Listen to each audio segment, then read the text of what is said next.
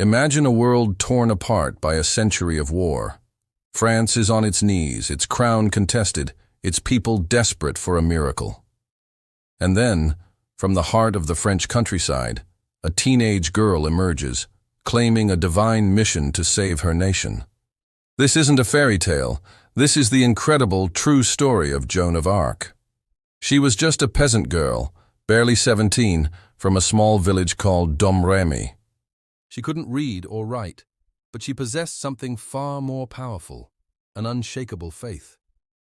Joan claimed she heard the voices of saints, Michael, Catherine, and Margaret, entrusting her with an impossible task: to drive the English out of France and see the rightful king, Charles VII, crowned. Now picture the scene. A teenage girl, dressed in men's armor, trying to convince battle-hardened commanders and a skeptical court that she, and she alone, held the key to victory. It sounds absurd, right? But Joan's conviction was electrifying. It was so pure, so fierce, that people started to believe. Her words weren't just talk.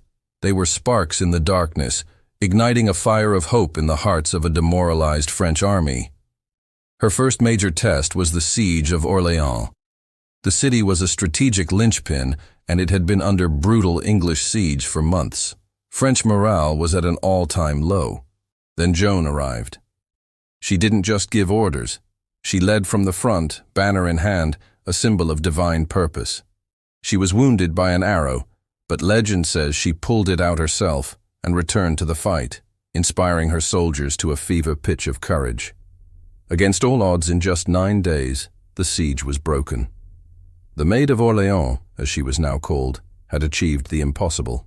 This victory was a massive turning point. It was a sign, a miracle.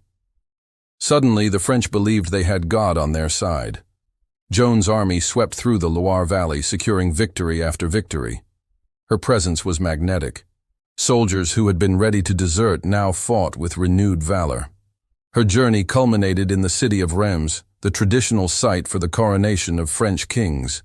There, just as she had prophesied, Charles VII was officially crowned King of France, with Joan of Arc standing proudly by his side.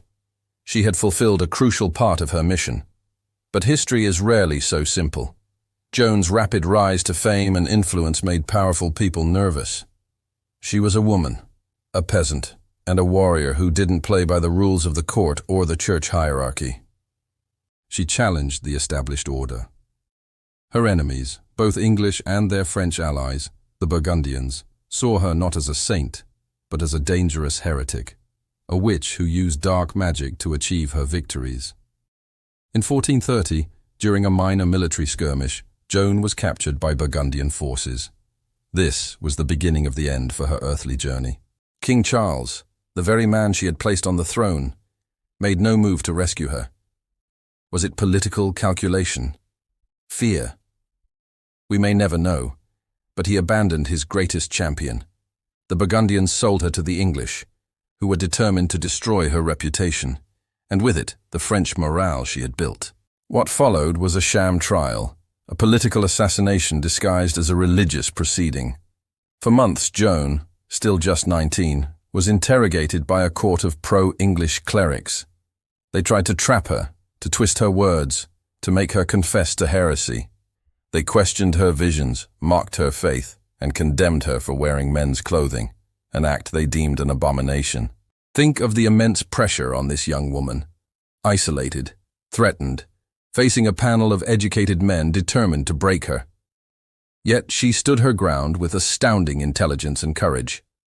Her answers were simple, direct, and often brilliantly witty, confounding the theologians and lawyers. When asked if she was in God's grace, she famously replied, "If I am not, may God put me there, and if I am, may God so keep me." She refused to deny the voices she heard, refused to betray her faith. But her fate was sealed.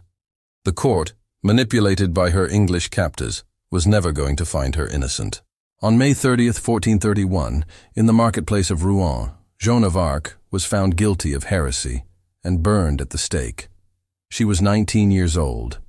Eyewitnesses reported that she called out the name of Jesus until her last breath, her ashes thrown into the Seine River to prevent anyone from collecting relics. Her enemies thought they had erased her. They were wrong. By extinguishing her life, they ignited her legend. Joan's execution was seen by many as a martyrdom. Her story of faith, courage, and sacrifice resonated deeply. Just 25 years later, a posthumous retrial was authorized by the Pope. The original verdict was overturned, and Joan was declared a martyr, completely exonerated. Her name was cleared. But her story doesn't end there. Over the centuries, Joan of Arc transformed from a historical figure into a universal symbol. She is a French national heroine, a saint of the Catholic Church, and an icon for people of all backgrounds.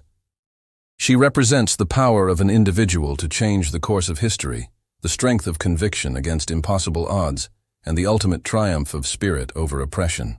So, who was Joan of Arc? A prophet touched by God, a strategic genius, a rebellious patriot who used faith as her weapon? Perhaps she was all of these things. Her story teaches us that courage isn't the absence of fear, but the will to act in spite of it. It shows that true strength can come from the most unexpected places. The peasant girl who led an army and crowned a king remains one of history's most powerful and enduring figures, her light still shining brightly nearly 600 years later. Thank you so much for watching. If you were moved by Joan's story, please give this video a thumbs up and subscribe to the channel for more incredible true stories. We'll see you in the next one.